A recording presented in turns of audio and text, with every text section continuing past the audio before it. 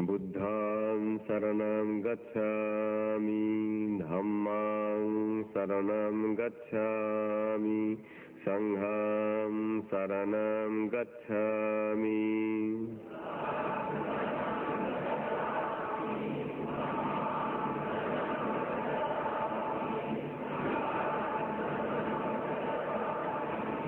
द्वितीयम्पि बुद्धं शरणं गच्छामि।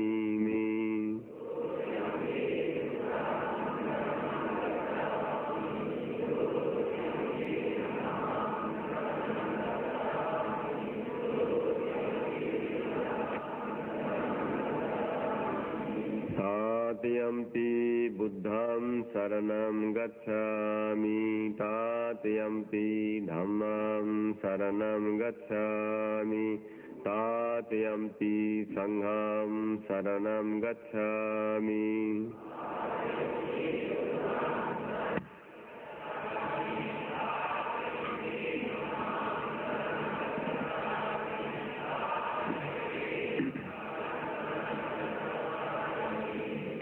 शरणगमनं परिपूर्णं पानातिपाता वैरमणि सिक्खापदं समादयामि।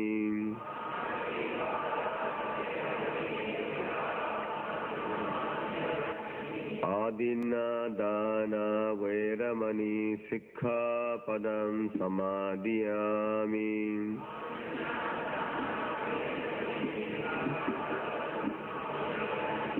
अब्रह्मचर्य वैरमणि सिक्खापदं समादयामि।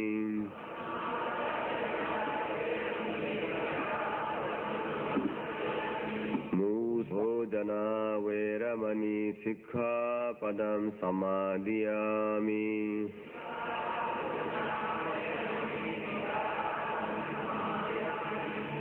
नच्च गीता वदिता विसुका दर्शन मलगंध विलेपन धारण मंडन विभूषणार्थान वैरमणि सिक्खापदं समादयामि।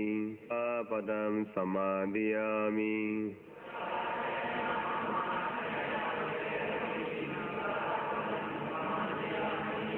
इदं मे शीलम् आसवक्षयं वहं होतु।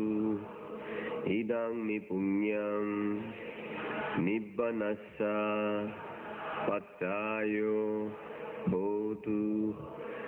साधु साधु साधु इमं तिसरणेन सह अट्ठङ्ग समन्नगातम् उपसथाशीलम् धम्मं साधुकं सुरक्षितं कृत्वा अपमादेन सम्पादेथ।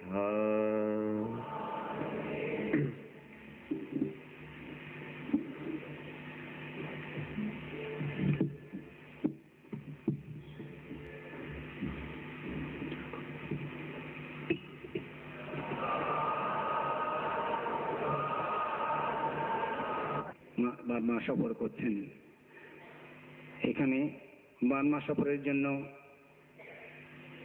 10,000 টাকা খরচ দেওয়ার জন্য গুরুভন্তের খরচ বহন করছে শিলা রেখা বড়ুয়া। শিলা রেখা বড়ুয়া, আমি ওনাকে অনুরোধ করছি শিলা রেখা বড়ুয়া এসে গুরুভান থেকে টাকাগুলা হস্তান্তর করার জন্য।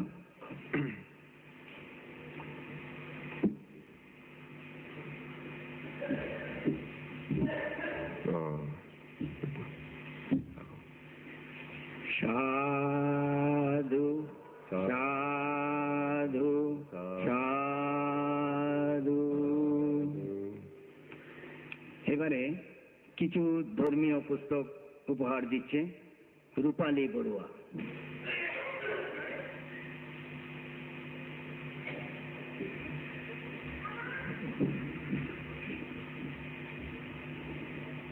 সামনে সাধু সাধু সাধু। আপনাদের পক্ষে এবং দি ওয়ার্ল্ড বুদ্ধ শাসন সেবক সংঘের পক্ষে আমি পরম শ্রদ্ধেয় গুরুভান থেকে আজকের এক ধর্মানুষ্ঠানের ধর্ম দেশনা করার জন্য বিনীত প্রার্থনা জানাচ্ছি। দেবতা সব্বা বুদ্ধানুভাবেন সদা সুখী ভবন্তু তে ভবতু সব্ব মঙ্গলম রক্ষন্তু সব্ব দেবতা সব্ব ধম্মানুভাবেন সদা সুখী ভবন্তু তে ভবতু সব্ব মঙ্গলম রক্ষন্তু সব্ব দেবতা।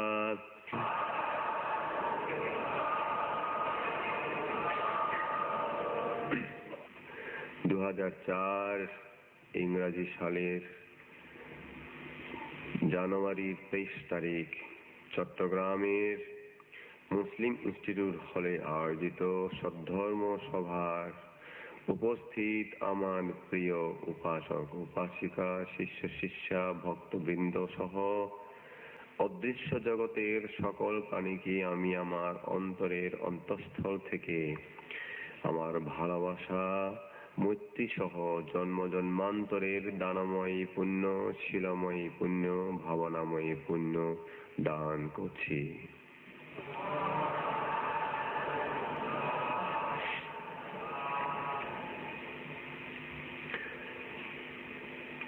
ইংরাজি নববর্ষের ইহাই বোধহয় চট্টগ্রাম শহরে প্রথম ধর্ম দেশনা হচ্ছে, তাই নববর্ষের শুভেচ্ছা সহ আমি আজকে আপনাদেরকে দান করব ধর্মদান। গতবার দেশনা করেছিলাম বুদ্ধ বাকা ব্রহ্মা এবং নান্দা পানান্দাকে কিভাবে দমন করে সদ্ধর্ম দান করেছিলেন। পর্যায়ক্রমে আসছি আজকে অন্য আরেক প্রসঙ্গ। আজকের প্রসঙ্গটা হচ্ছে অনাথ পিণ্ডিকের এক কন্যা নাম চুলা সুভাদ্রা এবং তার শ্বশুর শাশুড়ি নাম উগ্গা শ্রেষ্ঠী, তাদের সম্পর্কে সেই ঘটনা বলি। আমাদের বুদ্ধের প্রিয় উপাসক দায়ক অনাথ পিণ্ডিকের এক বাল্য বন্ধু ছিল, তার নাম ছিল উগ্গা। তার দেশ বাড়িও ছিল উগ্গা নামক শহরে। তারা ছোটকাল থেকেই একই গুরুর কাছে অধ্যয়ন করেছিলেন, জ্ঞান অর্জন করেছিলেন, তাই একে অন্যকে তারা ভাইয়ের মতো ভালোবাসতেন।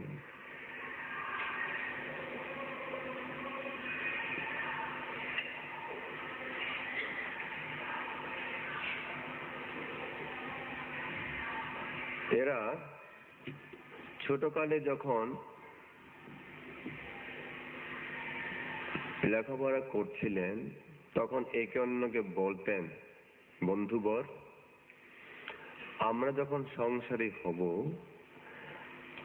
আমার যদি পুত্র তোমার যদি কন্যা হয় অথবা আমার কন্যা তোমার পুত্র যদি হয়, তাও আমরা পুত্র কন্যা একে অন্যকে দিয়ে আরো আমাদের বন্ধনকে দৃঢ়তর করব, আরো নিকটবর্তী করব।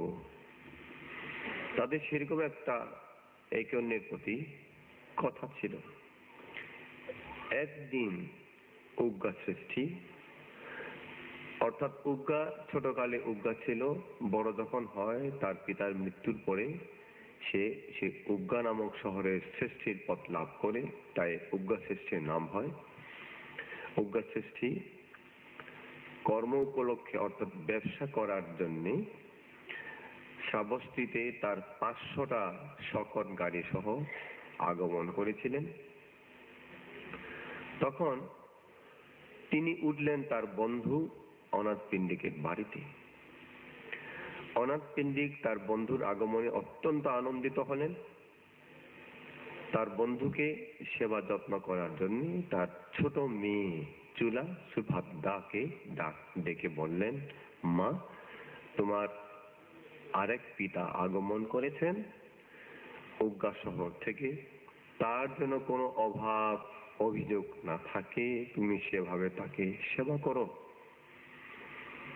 বাবার কথা মতে তার কন্যা চুলা সুভাদ্রা তার যাবতীয় সেবা করার জন্য দায়িত্ব নিলেন।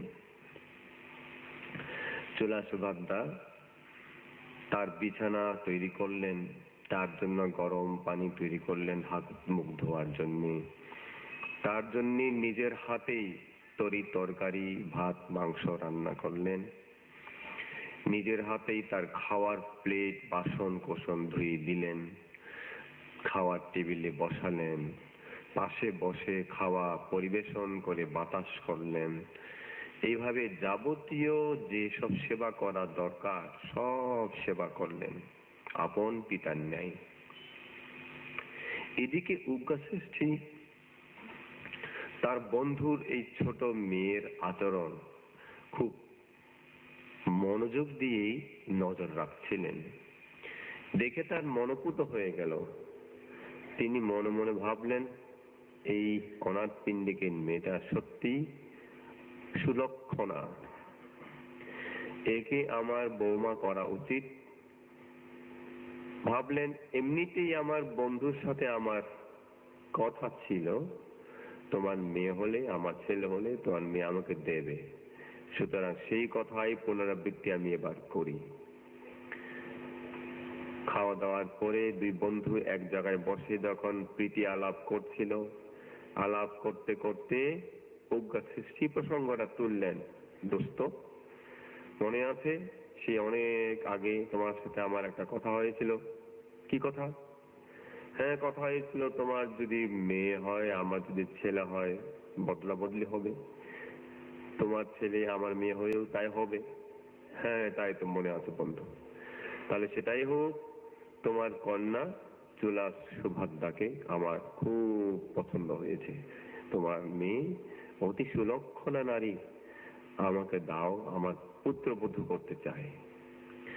অনাথ পিণ্ডিক না বললেন না, তবে অনাথ পিণ্ডিক মনে মনে কিন্তু একটু চিন্তিত ছিলেন, এই জন্য যে নাও বলতে পারেন না একদিকে, কারণ তার আপন অত্যন্ত আপন বন্ধু।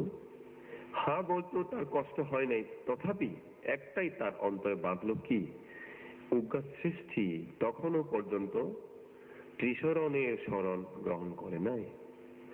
তারা বৌদ্ধ নয়, বুদ্ধের উপাসক হয় নাই। তাই তার কন্যা চুলা সুভাদ্রা যদি সত্যি তার বাড়িতে পুত্রবধূ হয়ে যায়, সেখানে সে কেমন করে থাকবে? ত্রিশরণ পূজা করতে সে পারবে কিনা, ত্রিরত্নের পূজা করতে পারবে কিনা, এটাই ছিল তার দুশ্চিন্তা। তবুও রাজি হয়ে গেলেন। অত্যন্ত ধুমধামের সাথে অনাথ পিণ্ডিক তার মেয়ের বিয়ে দিলেন। শ্রাবস্তীর বড় বড় শ্রেষ্ঠীদেরকে ডেকে সে আমন্ত্রণ করে সেখানে খাওয়ালেন, সবাইকে সাক্ষী রাখলেন এবং শ্বশুর বাড়ি পাঠিয়ে দেওয়ার সময় মেয়েকে 10টি উপদেশ দিলেন। যেমন করে বিশাখাকে তার পিতা ধনঞ্জয় শ্রেষ্ঠী উপদেশ দিয়েছিলেন, ঠিক তদ্রূপ 10টি উপদেশ চুলা সুভাদ্রাকে পিতা অনাথ পিণ্ডিক দিলেন। বললেন, মা, তুমি তোমার শ্বশুর বাড়িতে যখন থাকবে তখন ঘরের আগুন বাইরে নিও না। এটা আপনার বোধে সবাই জানেন, এটার বিশদ ব্যাখ্যার প্রয়োজন নেই, তথাপি আমি বলছি নতুনদের জন্য। ঘরের আগুন বাইরে নিও না হলো, ঘরে শ্বশুর শাশুড়ির কোনো অপরাধ দোষ যদি দেখেও থাকো, মা, তুমি তা বাইরের লোকের কাছে প্রকাশ করো না, সে কথা বলতে চাচ্ছে। 2, বাহিরের আগুন ঘরে আনিও না। অর্থাৎ বাহিরের যে কোনো হিংসা, নিন্দা, কটু আলাপ, যেটা তার শ্বশুর শাশুড়িকে অনেকে বলে থাকতে পারে, সেগুলা, সে নিন্দাবাদ কথাগুলা বাড়িতে বলো না, তাকেও প্রকাশ করো না। 3, যে ফেরত দেয় তাকে দিও, যে ফেরত দেয় তাকে দিও।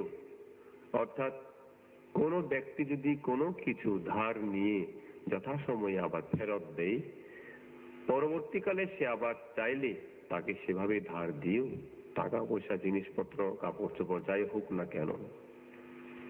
4, যে দেয় না তাকে দিও না। অর্থাৎ কেউ কেউ ধার নিয়ে ফেরত দেয় না, এমন লোককে আর কোনোদিন ধার দিও না। 5, ফেরত না দিলেও দিও। এটা কিন্তু আরেকটু ব্যতিক্রম ধর্মী হলো। অর্থ,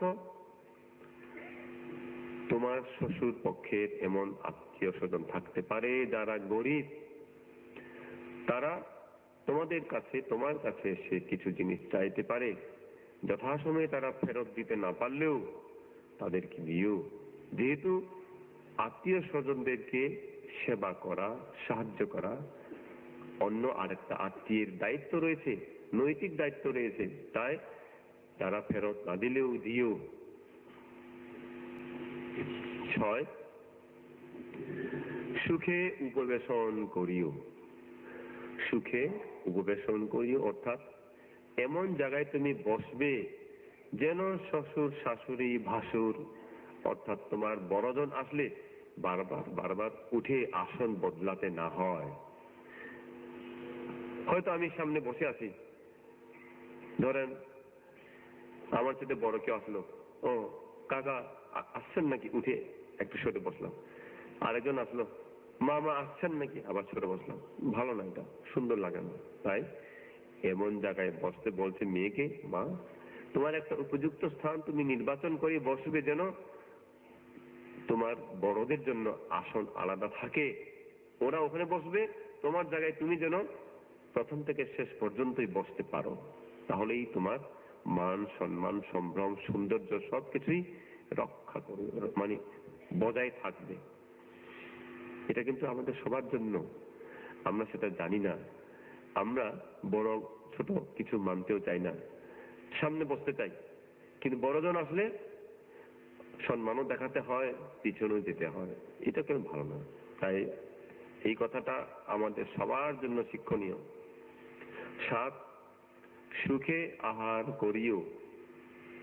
সেটাও আমাদের সবার জন্য শিক্ষণীয়। সুখে আহার করিও অর্থাৎ তুমি শ্বশুর, শাশুড়ি, বড়জনদেরকে আহার না করিয়ে তুমি অগ্রে অগ্রে, মানে আতটা তাদের আগে আগে খেও না, তাদের আগে খাওয়াবে, তারপরেই তোমরা খাবে।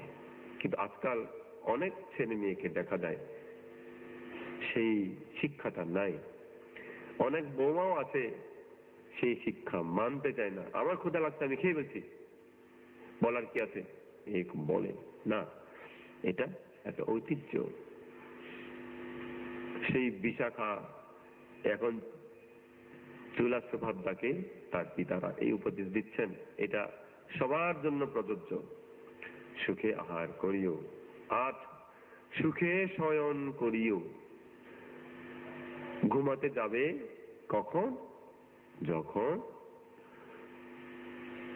গুরুজনেরা যথারীতি বিছানায় চলে গেছেন, তোমার বাড়ির সব কাজ করে সবাইকে বিছানায় তুলি দিয়ে তারপর তুমি ঘর দুয়ার সব ঠিক আছে কিনা, বন্ধ করা হয়েছে কিনা, জিনিসপত্র সস্থানে রাখা হয়েছে কিনা, তারপরেই তুমি ঘুমাবে। মেয়েদের কত রকম দায়িত্ব আছে, এগুলি মেয়েদের দায়িত্বের কথা। 9 নম্বর, আগুন সেবা করিও। আগুনকে সেবা করিও অর্থাৎ শ্বশুর শাশুড়ি তাদেরকে আগুনের সাথে তুলনা করছে। শ্বশুর শাশুড়ি বিষধর সাপের ন্যায় তাদেরকে সাপের সাথে তুলনা করছে।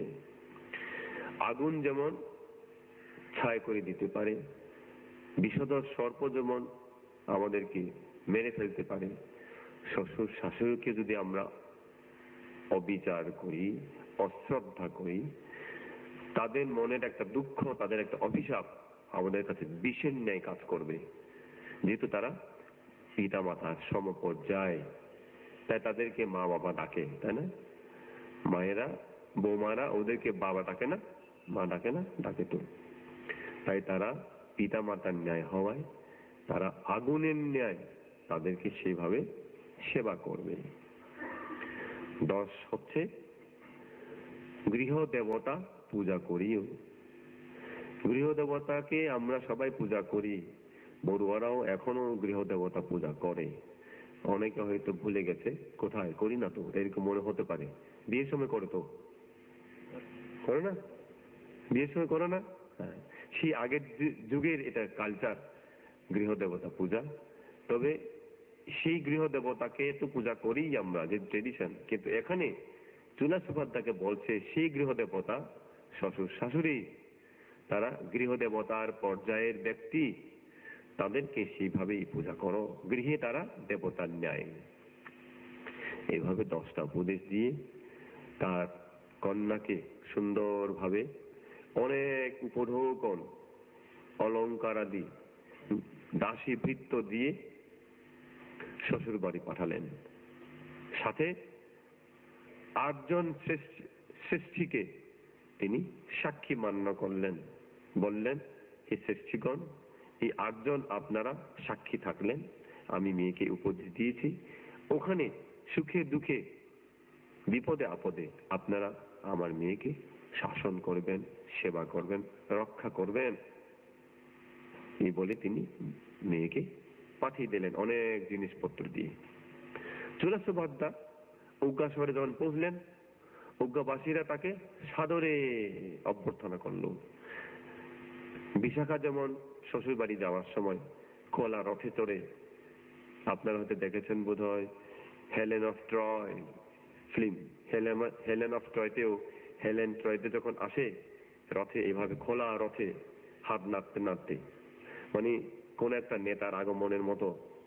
ঠিক বিশাখাও সেরকম শ্বশুর বাড়িতে যাওয়ার সময় খোলা রথে অনেক লোক নিয়ে সামনে সবাইকে হাত নাড়তে নাড়তে, প্রধানমন্ত্রী আসতে যেরকম করে না আমাদের দেশে, ওই রকম চুলা সুবাদ্দাও ঠিক সেই রকম খোলা রথে হাত নাড়তে নাড়তে সবাইকে অভ্যর্থনা করে, সবাইকে নমস্কার দিয়ে শ্রদ্ধা জানিয়েছে উজ্ঞা শহরে প্রবেশ করলো। সবাই খুব সাদরে হাততালি দিয়ে তাকে অভ্যর্থনা করলো। উজ্ঞা শহরের লোকজন, আত্মীয় স্বজনেরা, পরিচিতরা তাকে উপঢৌকন দিয়ে সম্মান করলো। সে প্রতিদানে তাদের প্রত্যেককে আবার উপহার পাঠিয়ে দিয়ে, উপঢৌকন দিয়ে সেও তাদেরকে সম্মান করলো। এইভাবে চুলা সুবাদ্দা উজ্ঞা শহরের লোকদেরকে আপন করে নিল। অচিরেই সে সেখানে পরিচিত হয়ে গেল, সবাই তাকে ভালোবাসতে লাগলো। এগুলো মনে রাখবে আমার এই মেয়েরা, বুঝছেন, অন্যের বাড়িতে গেলে মন জয় করে নিতে হয়। এইভাবে কয়েকদিন গত হওয়ার পরে আমাদের এখানে যেমন নিমন্ত্রণ দিয়ে বউ ভাত ও ভাত খাওয়ায়, ওখানেও সেরকম হবে।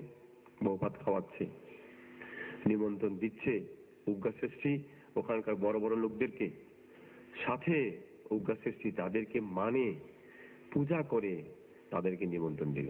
তারা হলো অচেলক তীর্থিক মানুষ, অচেলক তাদেরকে বলে। তারা উলঙ্গ থাকে, তাদের গায়ে কোনো কাপড় থাকে না, এই ধরনের ধর্মীয় গুরু তারা। তারা আসছে দলে। উজ্ঞা শ্রেষ্ঠী তার পরিবার সবাই তাদেরকে পূজা করলো। বৌমাকে ডাকো, বৌমাকে ডাকো। বৌমাকে ডাকতে গেল, চুলা সুবাদ্দা বের হলো না, কারণ চুলা সুবাদ্দা যেই দূর থেকে দেখছে লজ্জা পেয়ে গেছে। এমনিতেই নতুন বউ, আর ওদিকে সব বুড়া থেকে শুরু করে জোয়ান ছোট ছেলে পর্যন্ত সব ল্যাংটা। তাই ওদেরকে দেখে তার লজ্জা লাগছে, আমি কেমনে যাই, তার মনে আর কি। তাছাড়া যেহেতু বুদ্ধের পূজারী, সে তো অচেলক এই ল্যাংটা লোকদের পূজারী নয়, তাই সে ঘর থেকে বের হলো না। একবার না, আসলো না। দুবার ডাকলো, আসলো না। তিনবার ডাকলো, তখন যখন আসলো না, উগ্র সৃষ্টি অগ্নিশর্মা হয়ে গেলেন, গরম হয়ে গেলেন। কি বলে? আমার বৌমা আমার আদেশ মানবে না, তাকে এখন গলা ধাক্কা দিয়ে টানতে টানতে বেরিয়ে দাও, ঘর থেকে বের করে দাও। চোলা সুভদ্রার কাছে গেছে, যারা গলা ধাক্কা দিয়ে বের করবে। কি চান আপনারা? আপনার শ্বশুর আপনাকে এভাবে এভাবে গলা ধাক্কা দিয়ে বের করে দিতে বলছে। না, সম্ভব নয়। আপনারা আমার কাছে আসবেন না, আমাকে ছুঁইবেন না। আমাকে গলা ধাক্কা দিয়ে বের করার আগে আমার কি দোষ সেটা বিচার করতে হবে। দোষহীন আমি, আমাকে গলা ধাক্কা দিয়ে বের করে দিতে পারবেন না। হ্যাঁ, বিচার করার, আমার দোষ নিরূপণ করার 8 জন শ্রেষ্ঠী আছে উগ্রা শহরে, ডাকুন তাদেরকে। ওই 8 জন তার বাবা সাক্ষী মানছে যে আমার মেয়েকে দেখুন, সেবা করুন, শাসন করুন। তারা 8 জন আসলো। এই 8 জনকে নিয়ে তিনি চোলা সুভদ্রা বিচার দিলেন। এই কারণে আমি বের হই নাই। তারা মিথ্যা দৃষ্টি সম্পন্ন তো বটেই, তাছাড়া উলঙ্গ। আমি নতুন বৌমা আসছি, আমার লজ্জা লাগছে, আমি বের হই নাই। তারা বিচার করে রায় দিলেন, এই কারণে তাকে গলা ধাক্কা দিয়ে বের করার আদেশ বৈধ নয়, ঠিক হয় নাই। সুতরাং গলা ধাক্কা দিয়ে বের করা যাবে না। হায়, উগ্র সৃষ্টি পরাজিত হয়ে গেল।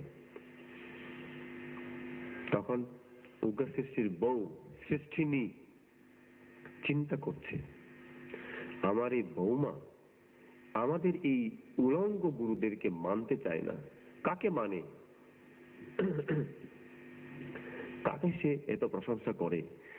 তার মুখে সবসময় তার গুরুরা খুব ভালো, এই সে প্রশংসা শুনতে পায়। আমি একটু জিজ্ঞেস করি। তিনি জিজ্ঞেস করলেন তার বৌমাকে, উগ্র সৃষ্টির স্ত্রী, কিদিসা সমানা তুনশ্যাম বাল্লাঙ্খনে পাসাংসাসি কিং শিলা কিং সমাচারা তাং মে আখ্যাহি পুচ্ছিতা। বলতেছে পালিতে, হে সুভদ্রা, আমার বৌমা, তুনশ্যাম সামানা, তোমার সেই শ্রমণগণ ভিক্ষুগণ যাকে তুমি মানো গুরু হিসাবে, কিদিসা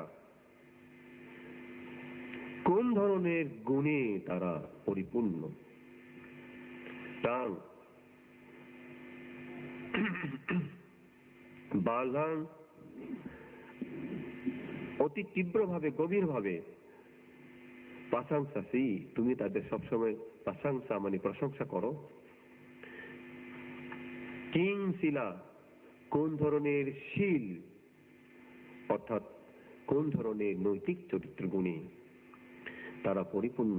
কিং সমাচারা কোন ধরনের সম্যক আচারে তারা আচার সম্পন্ন, আমি জানতে চাই, তুমি আমাকে বলবে কি?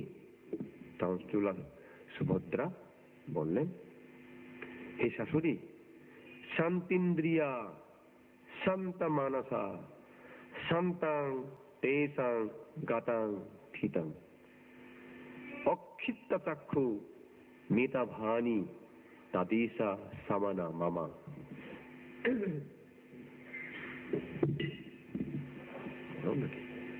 গরম নাকি?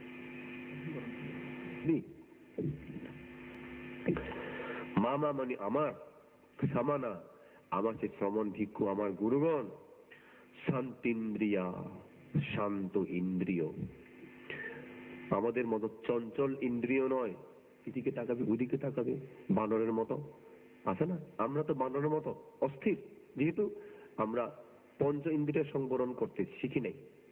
চোখে দেখলে দেখতে চাই, কানে কিছু শুনলে শুনতে চাই, কিছু একটা ওদিকে হুই বললে লাফিয়ে গিয়ে কি হয়েছে দেখতে চাই। কিন্তু যারা অর্হত হয়েছে, যারা সেই পর্যায়ে চলে গেছে, তারা কোনো কিছুতেই এই ধরনের অসংযত নয়, তারা সংযত ইন্দ্রিয়, তাই শান্ত ইন্দ্রিয়। শান্তিন্দ্রিয়া শান্ত মানসা, তাদের মন চিত্ত শান্ত। পুকুরের পানি ঢেউ কখন উঠে? বাতাস লাগলে, কিন্তু বাতাস না লাগলে উঠে না। কিন্তু যেসব অরহত তাদের যাহাই লাগুক না কেন কোনো ঢেউ তাদের অন্তরে ওঠে না, তাদের মন চিত্ত শান্ত সর্বদা। তাই শান্তা মানাসা, তাই বলছে আমার গুরুদের চিত্ত সর্বদা শান্ত। শান্তাং তেসাং গাতাং থিতাং, তাদের গাতাং, তাদের চলাফেরা, তারা হেঁটে গেলেও শান্ত। থিতাং, দাঁড়িয়ে থাকলেও তারা শান্ত। অক্ষিপ্ত চক্ষু, তাদের চক্ষু ওই আড়াই হাতের বেশি দূরে যাবে না আমাদের মতো। কোনটা সুন্দর ওদিকে তাকাইতে থাই, হ্যাঁ এরকম না, ওই এতটুকু চোখটা ওই পর্যন্ত, এর বেশি তাদের দৃষ্টি নাই। মিতাভানী, তারা মিষ্ট ভাষী, তারা গালিগালাজ করা, অপ্রিয় বাক্য বলা, পিছুনো বাক্য বলা, মিথ্যা কথা বলা, সাম্পাফালাপা মানে কোনো মূল্যহীন কথাবার্তা বলা, এগুলো থেকে তারা বিরত থাকেন। সর্বদাই তাদের মুখে মঙ্গলময় কথা, পুণ্যময় কথা। তাই তারা মিতাভানী। তাদিসা সামানা মামা, এইসব গুণ সম্পন্ন দেখলেই শ্রদ্ধা জাগ্রত হয়। তাদিসা গুণ সম্পন্ন আমার গুরুরা। প্রথম বর্ণনা দিল বুদ্ধ এবং বুদ্ধের শ্রাবকদের গুণের বর্ণনা দিল। কেমন গুণ আছে দেখছেন চোলা সুভদ্রা? আপনারা যারা আমার মায়েরা বোনেরা নিজেদের সাথে তুলনা করবেন এইসব মহানারীদের। দ্বিতীয় গুণের বর্ণনা দিলেন কায়াকাম্মাং সুচি নেসাং ওয়াচাকাম্মাং আনাবিলাং মানকাম্মাং সুবিশুদ্ধাং তাদিসা সামানা মামা। বলছে এই আমার শাশুড়ি, কায়াকাম্মাং সুচি নেসাং, সুচি পবিত্র, তাদের কায়কর্ম পরিপূর্ণভাবে পবিত্র। আমাদের কায়িক কর্ম আমরা পবিত্রতা এখনো করতে পারি না। এই চুরি করা, এই করা, সেই করা, হাত পা সারা শরীর সবসময় নাড়াচাড়া করা, সেটা নাই। তাদের কায়িক কর্ম পবিত্র। ওয়াচাকাম্মাং আনাউইলাং, আনাউইলাং মানে মল মুক্ত, অনাবি, পবিত্র হয়ে গেছে তাদের। ওয়াচাকাম্মাং বাক্য, মুখের কথাও তাদের পরিপূর্ণভাবে মল মুক্ত। মনোকাম্মাং সুবিশুদ্ধাং, তাদের মনটাও একেবারে সুবিশুদ্ধ, সামান্য বিন্দু মাত্র তাদের অসুচি মল তাদের অন্তরে নাই। তাদিসা সামানা মামা, এই ধরনের কায়িক মানসিক বাচনিক পবিত্রতায় বিশুদ্ধতায় পরিপূর্ণ আমার গুরুগণ। 3 নম্বরে তিনি বললেন উইমালা সংখ্যা মুত্তাভা শুদ্ধা আন্তরা বাহিরা, তারা ভিতরে বাহিরে, আন্তরা মানে ভিতরে, বাহিরা বাহিরে, সর্বদাই তারা শুদ্ধ। কেমন সুন্দর! উইমালা সংখ্যা বিমুক্তা, শঙ্খ যেরকম সাদা ধবধবে, দাগ নাই, বিমল, তাদের অন্তর বাহির সবটাই সেরকম বিমল। আমরা কিন্তু হ্যাঁ সেরকম বিমল হতে পারি না। কেন জানেন? আমাদের অনেক ভিক্ষু শ্রমণ আছে। আপনার সামনে একরকম অভিনয় কথাবার্তা, আরেকজনের সামনে আরেক রকম কথাবার্তা, আর একা একা যখন থাকে তখন আরেক রকমের অভিজ্ঞতা। এরকম বহু ভিক্ষু শ্রমণ আছে। হ্যাঁ, কাছে যে থাকে সেই চিনে তারে, তার কাছে যে থাকে সে তারে মানতে যায় না, কারণ হ্যাঁ ভালো নয়। আরেকজনের সামনে কত রকমের অভিনয় করে দেখায়। আসলে ভিতরে বাহিরে দুই রকম হওয়া উচিত নয়। গোপনে কোনো কাজ করা যায় না বলে একটা ধর্মের কথা আছে না? গোপন বলিতে কোনো জায়গায় নাই, আছে নাকি? আমরা মনে করি আমার ঘরে কেউ দেখবে না, এবার আমি যাই করি না কেন, আমরা ঘরের ভিতরে চুরি করে অনেক কিছু করতে পারি, বলতে পারি, খাইতে পারি, কেউ দেখলো না।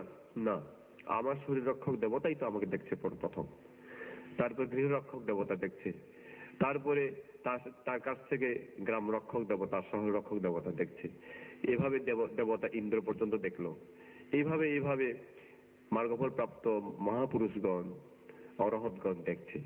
সব দেখছে নাকি? আমি গোপনে কি কাজ করতে পারবো? গোপন বলে কোনো কিছুই নাই, সবই তাদের জ্ঞাত। তাই এইসব মহাপুরুষগণ গোপনে কোনো কিছুই করেন না। তাই অন্তরে বাহিরে একই রকম, তাদের কোনো আপনার অভিনয় আর্টিফিশিয়াল বলে কোনো কিছুই নাই। তাই তারা পুণ্যা শুদ্ধিহি ধাম্মিহি, তারা ধর্ম আচরণে পরিপূর্ণতা প্রাপ্ত।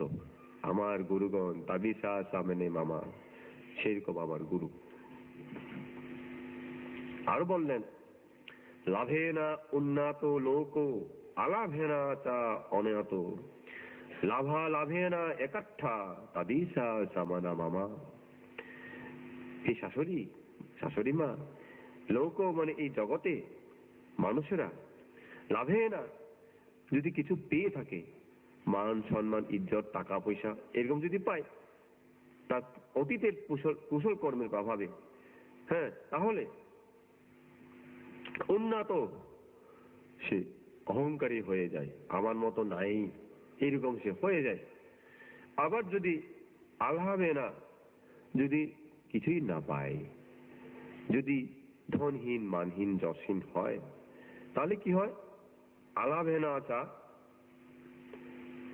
অনাত, নিজের মনটা সবসময় ছোট হয়ে থাকে, তার ইনফিরিয়রিটি কমপ্লেক্সে ভোগে, আমি কিছু না এরকম মনে করে, এভাবে সে থাকে, মুখটা সবসময় কালো হয়ে থাকে। হ্যাঁ, কিন্তু জগতে এই লোকেরা লাভ করলে একরকম, লাভ না করলে আরেক রকম হলেও আমাদের গুরুগণ বলতেছে লাভা লাভে না, লাভ হোক অলাভ হোক, হ্যাঁ, পাক বা না পাক, তারা একাঠা, তারা স্থির থাকেন, তারা লাভে অলাভে প্রকম্পিত হন না, তারা স্থির থাকেন। আমার গুরুগণ সে ধরনের গুণ সম্পন্ন। পঞ্চম গুণের ব্যাখ্যা দিয়ে বললেন, ইয়াসেনা উন্নত লোক আয়াসেনা কা অনাত, ইয়াসা ইয়াসেনা একাঠা তাদিসা সামানা মামা। জগতের লোকেরা ইয়াসা মানে যশ খ্যাতি সম্পন্ন হলে, নামধাম বের হলে, বিখ্যাত হয়ে গেলে, অহংকার, তার সাথে কথা বলাও খুব দুঃসাধ্য ব্যাপার, দেখা পাওয়াও খুব কঠিন ব্যাপার। কত রকমের যে মানে এই তার সেক্রেটারি এই সেই পার হয়ে দেখা পায়, একটা স্লিপ তবু সহজে দেখা পাওয়া যায় না। কিন্তু আমার এই গুরুগণ, আমার এই বুদ্ধ প্রমুখ ভিক্ষুগণ, যশ প্রাপ্ত হোক অথবা না হোক, স্থির থাকেন, প্রকম্পিত নয়। আমাদের জগতের সাধারণ লোকের সাথে তাদের মিল হবে না। জগতের লোকেরা লাভ যশ খ্যাতি সম্পন্ন হল একরকম, যশ খ্যাতি নাই আর এক রকম, তারা সর্বদা একই রকমই থাকেন। 6 নম্বর গুণে ব্যাখ্যা দিয়ে বললেন, প্রশংসা উন্নত লোক নিন্দায়াপি চা অনাত, সামা নিন্দা প্রশংসাসু তাদিসা সামানা মামা। জগতের লোকেরা প্রশংসা পছন্দ করে, প্রশংসা করলে মুচকে মুচকে হাসে, কত আনন্দ পায়। আর নিন্দা করলে মন খারাপ হয়ে যায়, নিন্দা করলে রাগ গুসা হয়, আমাকে নিন্দা করলো কেন। ইহে জগতের নীতি, জগতের সাধারণ মানুষ ইহাই হয়, ইহাই করে। কিন্তু আমাদের গুরুগণ প্রশংসা করলেও তিনি স্থির থাকেন, সামনাসামনি নিন্দা করলেও স্থিরই থাকেন। আমাদের বুদ্ধ এবং গুরুগণ সেই ব্যক্তি, প্রশংসা নিন্দায় তারা অস্থির হন না, প্রকম্পিত হন না। 7 নম্বরে প্রশংসা করে তিনি বললেন, সুখেনা উন্নত লোক দুঃখ নাপি চা অনাত, আকাপ্পা সুখা দুঃখেসু তাদিসা সামানা মামা। শাশুড়ি মা, আমার বুদ্ধ প্রমুখ ভিক্ষুগণ, তারা সুখ লাভ করলেও প্রকম্পিত নয়, দুঃখ লাভ করলেও প্রকম্পিত নয়। অথচ জগতে যারা সুখ লাভ করেন, সুখী হন, তাদের অন্যরকম চালচলন। এই চালচলন অন্যরকম হওয়াটা হচ্ছে প্রকম্পিত হওয়া।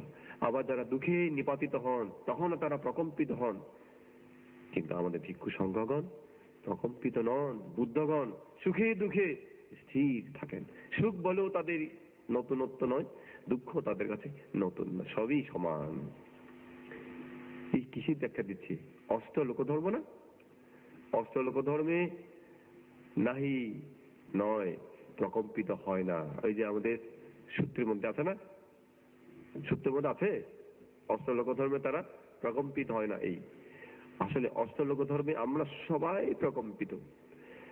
প্রশংসা করেন, মুসকি মুসকি হাসি, আরে প্রশংসা করছি, আইবাল্লে এটা বইতে বান্তি দে, ওনারে খারাপ কর, গালি দে, দেখো আরে কেলে গালি দিব, যাও যাও বাল্লা খই বানতে, ডাকো ডাকো। এটা হচ্ছে আমাদের সাধারণ মানুষের। কিন্তু বুদ্ধকে একবার একটা লোক গালি দিতে গেছে, সামনাসামনি গালি দিতে গেছে। কারণ শুনছে যে বুদ্ধ গালি দিলেও রাগ করে না, সামনাসামনি গিয়ে গালি দিচ্ছে, বুদ্ধ চুপ করে শুনতেছে। বলতেছে গালি টালি অনেক দেওয়ার পর বললো, বুদ্ধ তোমাকে আমি যে এত গালি দিলাম, তুমি হা করে বসে আছো, যে কিছু বলছো না কেন? বুদ্ধ বললেন বলার তো কিছু নাই। কেন বলার নাই? আমি তোমাকে গালি দিচ্ছি না। হ্যাঁ। তো বুদ্ধ বললেন ঠিক আছে, তুমি যখন জানতে চাও আমি কেন হা করে থাকলাম। তোমার বাড়িতে মেহমান বেড়াতে আসেনি? আসে তো। আত্মীয় স্বজন মেহমান বেড়াতে আসলে জিনিসপত্র আনেনি, উপহার তো উপহার, উপঢৌকন আনে তো। কি করো তখন তুমি? ও ভালো জিনিস খাই, খাইতে আনলে খাই, পড়তে আনলে পড়ি। খারাপ খারাপ জিনিস আনলে পছন্দ না হলে ফেরত দিয়ে দিই, এই আর কি। তুমি আমাকে উপহার দিতে আসছো, অনেক উপহার দিছো, আমি নিলাম না, তোমাকে ফেরত দিলাম আর কি। তার মানে তার গালি তার কাছেই চলে গেল, বুদ্ধ তো রয়ে গেছেন আগের মতো। এই বুদ্ধগণ হচ্ছে সেরকম, অরহৎগণ হচ্ছে সেরকম।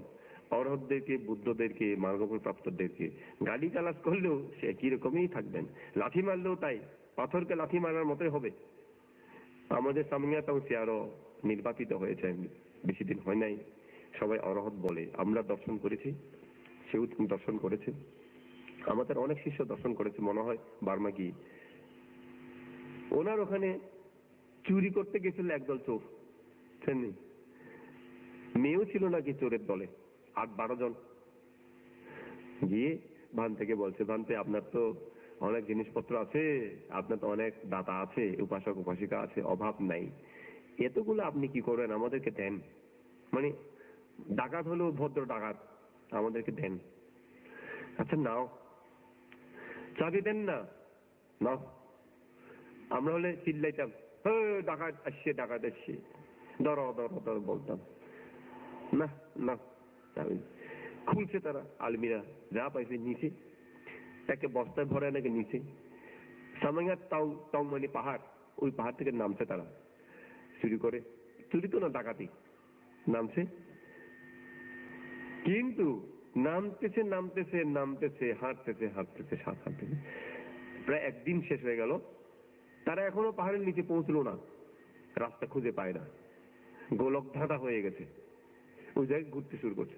তখন তাদের মধ্যে হুঁশ হলো, আরে এখানে উঠবার সময় তো আমাদের বেশিক্ষণ লাগে নাই, নামতে সারাদিন চলে গেল কেন? নিশ্চয় আমরা পথ হারিয়ে পাচ্ছি, পথ হারিয়ে যাচ্ছি, পথ খুঁজে পাচ্ছি না। ওনার থেকে বোধহয় কিছু নেওয়া যাবে না, ফেরত দিয়ে আসতে হবে। উনি তো সত্যি সত্যি অরহৎ, আর ওনার থেকে কিছু নেওয়া যাবে না, চলো মানতে আমাদেরকে ক্ষমা করুন, জিনিসটা দান করছি, আবার আপনাকে রাখছি। তাও মাথায় না, ঠিক আছে রাখো। আমরা হলে বলতাম কেন লাগে, ভালো লাগে না, বলতাম না, এসব নাই, ঠিক আছে দিতে চাও দাও, নিতে চাও নাও। আরেক অরহৎ ছিল বার্মাতে, ওয়েবুসি যাদব মনে হয় ওনার নাম, আমার ঠিক মনে নেই, ওয়েবুসি যাদব হবে। অনেক অরহৎ আছেন বার্মায়।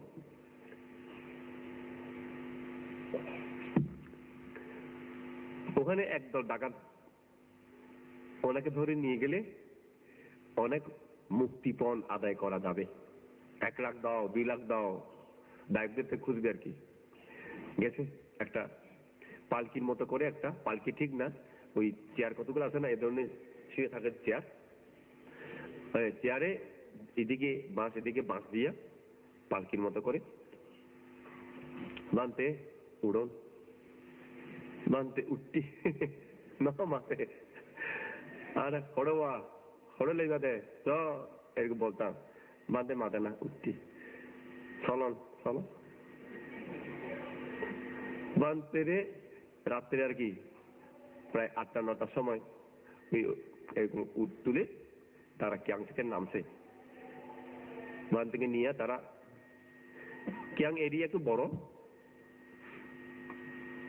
ক্যাং এরিয়া বড় হওয়াতে তারা ক্যাংটাকে এরকম পাশ দিয়ে ঘুরে বেরিয়ে যাচ্ছে আর কি, বেরিয়ে যাচ্ছে যে আর বের মানে হচ্ছেই না। তারা রাত্রে 9টা-10টা থেকে শুরু করে ভোর হয়ে গেল, দেখলো যে তারা এখনো ক্যাংয়ের পাশে ঘুরছে। আশ্চর্য, এখনো ক্যাংয়ের পাশে ঘুরতেছি, ওনাকে তো নিয়ে যাওয়া যাচ্ছে না। খাইছে এটা ভানতে এত বড় গুণ, মানতে ক্ষমা করুন, মানতে আর ভুল করি, আবার ক্যাংয়ে তুলি দিল। আচ্ছা ঠিক আছে, এই হচ্ছে অরহত, এটাই হচ্ছে অরহত। ওনাদের গালি দিলেও কি, গালি না দিলেও কি, আমরা কিরকম, আমরা তুই আর নমানিলে মরি বিয়া, এরকম অরহত আমরা না। তুই আর কাছে কিনা নয় অসৎ, তুই তোমার অভিশাপ দিও, আমরা হলাম সে ধরনের অরহত। আমাকে মানলেই খুশি, আমাকে না মানলে গোস্বা, আমার কাছে আসলে আমি আনন্দ পাই, না আসলে গালি দিই। তারা সেরকম অরহত না, প্রকৃত অরহত তারা। এই অচেলক তারাও ল্যাংচা, তারাও হয়তো সেরকম আমাদের মতো, দিলে খুশি হয়, না দিলে রাগ করে। অষ্ট লোকধর্মে প্রকম্পিত তারা, কিন্তু বুদ্ধি শিষ্যগণ প্রকম্পিত নয়। সে ব্যাখ্যা সে করতেছে যে আমার গুরুগণ অষ্ট লোকধর্মে প্রকম্পিত নন। এগুলা শোনার পরে উগ্রশ্রেষ্ঠিনী চিন্তা করছে, সত্যি তার এই কথাগুলো তো খুব সুন্দর, তার কথা মতো যদি হয় তাহলে তার এই গুরুগণ এবং তাদের সবচেয়ে বড় গুরু বুদ্ধ সত্যি মহান ব্যক্তি হবেন। তার দেখার ইচ্ছা হয়ে গেল। তখন বৌমাকে বলছে, বৌমা তুমি তাহলে কি তোমার গুরু বুদ্ধকে আমাদেরকে দর্শন করাইতে পারবা? নিশ্চয় পারবো, নিশ্চয় পারবো। তাহলে দর্শন করাও, আমি দেখতে চাই। উগ্রা শহর হলো শ্রাবস্তী থেকে 120 যোজন দূরে, অর্থাৎ 1200 মাইল দূরে, অনেক দূর। তখন বলছে শাশুড়ি, কালকেই বুদ্ধকে আমি ফাং করে আনবো, তার জন্য আহার স্বয়ং তৈরি করুন। বাড়িতে আহার স্বয়ং তৈরি করা শুরু করলো। চাকর বাকর তো অনেক আছে, ধনী লোক, যত রকমের ব্যঞ্জন এনে পারা যায় তৈরি করলো। সে কালকে খাবে আর কি। আজকে বৌমার সাথে কথা বলছে, আজকে ঠিক এরকম বিকাল বেলায়, এই ধরনের বিকাল বেলায় সে বাড়ির ছাদে উঠে গেল। কে? সুভদ্রা, অনাথ পিণ্ডিকের মেয়ে। উপরে উঠে এরকম পেয়ালাতে ফুল নিল। শ্রাবস্তী শহর যেদিকে আছে ওদিকে সে মুখ করলো, মুখ করে আরহাং সম্মা সম্বুদ্ধ বিদ্যা চরণ সম্পন্ন সুগাত লোকাবিদু অনুত্তর পরিষদাম্মা সারথি সত্তা দেব মানুষানাং বুদ্ধ ভগবা, এই 9টি গুণ সহ অনন্ত অনন্ত গুণের অধিকারী সম্যক সম্বুদ্ধকে আমি এখান থেকে বন্দনা করছি। এই বলে সে বন্দনা করলো, এবং বন্দনা করে বলল, বুদ্ধ আগামীকাল আমাদের এই বাড়িতে আপনাকে নিমন্ত্রণ করছি, ফাং করছি। আপনি সশিষ্যে আমাদের এই বাড়িতে ফাং গ্রহণ করে আগমন করুন। আমার এই ফাংয়ের নিদর্শন স্বরূপ আমি ফুল দিয়ে আপনাকে পূজা করছি বলে 8 মুষ্টি ফুল, বুদ্ধ যেদিকে আছে শ্রাবস্তী ওই দিকে ফুল আকাশে ছিটিয়ে দিল। আশ্চর্য বুদ্ধগুণ, আশ্চর্য সেই সুভদ্রার বুদ্ধের প্রতি শ্রদ্ধা গুণ। শ্রদ্ধা থাকতে হয়, কিন্তু বুদ্ধের তো গুণ সবার কাছেই সমান, কিন্তু যে বুদ্ধকে পূজা দেবে তারও গুণ থাকতে হয়। তার গুণ না থাকলে সেই গুণের প্রকাশ হয় না পরিপূর্ণভাবে। এখন সুভদ্রার বুদ্ধের প্রতি অকৃত্রিম ভক্তি বিশ্বাস ছিল বলে সে যে ফুল দিয়ে বুদ্ধকে পূজা দিল সেই ফুল মাটিতে পড়ল না, আকাশে ভেসে গিয়ে সোজা চলে গেল শ্রাবস্তী নগরী। 1200 মাইল আকাশে ভেসে গেল সেই 8 মুষ্টি ফুল। কোথায় চলে গেল? বুদ্ধ সেখানে ধর্ম দেশনা করছেন শ্রাবস্তী চেতবন বিহারে। বুদ্ধের মাথার উপরে সেই ফুলগুলা চাঁদোয়ার মতো ভেসে থাকলো আকাশে। অদ্ভুত অদ্ভুত বুদ্ধের জীবনী, অদ্ভুত অদ্ভুত ঘটনা বলি। সবাই দেখছে আকাশে কি আসছে, আশ্চর্য। মেঘ তো নয়, কিন্তু একটু নিচু হয়ে যখন দেখা দিল, আরে ফুলের চাঁদোয়া। আশ্চর্য। লোকে মনে করলো যে বুদ্ধের গুণ এটা, কিন্তু এটা কিসে, কিভাবে, কেউ এখনো জানে না। ওদিকে অনাথ পিণ্ডিক বুদ্ধের ধর্ম শ্রবণ করতেছিলেন। ধর্ম দেশনা শেষে অনাথ পিণ্ডিক বুদ্ধকে ফাং করছে, বুদ্ধ আগামীকাল আমার বাড়িতে আপনাকে 500 অরহত ভিক্ষু সহ ফাং করছি। দায়ক অনাথ পিণ্ডিক, আমি অগ্রেই ফাং নিয়ে ফেলেছি। বুদ্ধ, কোথায় আপনি? আমার আগে তো কেউ ফাং করে নাই। আমার আগে কার ফাং নিয়েছেন বুদ্ধ? কেউ তো ফাং করতে এর মধ্যে আসে নাই। আপনি এতক্ষণ এখানেই ধর্ম দেশনা করছেন, ধর্ম দেশনা শেষ, আমি তো সবার আগেই ফাং করলাম। আপনি কার ফাং গ্রহণ করলেন? বুদ্ধ বললেন, অনাথ পিণ্ডিক, আপনার মেয়ে উজ্ঞা শহরে থাকে, সে আমাকে ফাং করেছে। বুদ্ধ, তা তো কেমন জানি একটা বিশ্বাস্য নয়। 120 যোজন দূরে, ও কোন সময় এসে আপনাকে ফাং করলো? আমরা তো দেখিও নাই। সে আমার কাছে আসে নাই ঠিকই, সে ওখান থেকে আমাকে ফাং করেছে অন্তর দিয়ে, শ্রদ্ধা দিয়ে। আমি এখান থেকে দিব্য জ্ঞানে আমি তা দেখেছি। দেখছো না আমার মাথার উপর সেই ফুলগুলা? আপনার মেয়ে এই ফুল দিয়ে আমাকে পূজা দিয়ে ফাং করেছে, সেই ফুলই এই আকাশে ভাসছে। আপনার এই দেশনা শেষ হওয়ার আগে, আপনার ফাং করার আগেই সেই ফুলগুলা পৌঁছছে। তাই তো বুদ্ধ, তা তো দেখছিলাম, ইহাই তার ফাং। আমি সেই ফাং নিয়েছি। আমি আপনার ফাং কালকে নেব না, আমি কাল উজ্ঞা শহরে গমন করব।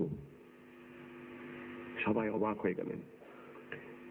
তখন অনাথ পিণ্ডিক বললেন, বুদ্ধ, আশ্চর্য, বড় আশ্চর্য, 120 যোজন দূরে থেকেও কেমন করে ফাং করলো, কেমন করে আপনার কাছে আসলো? তো সেই প্রসঙ্গে গাথা বললেন।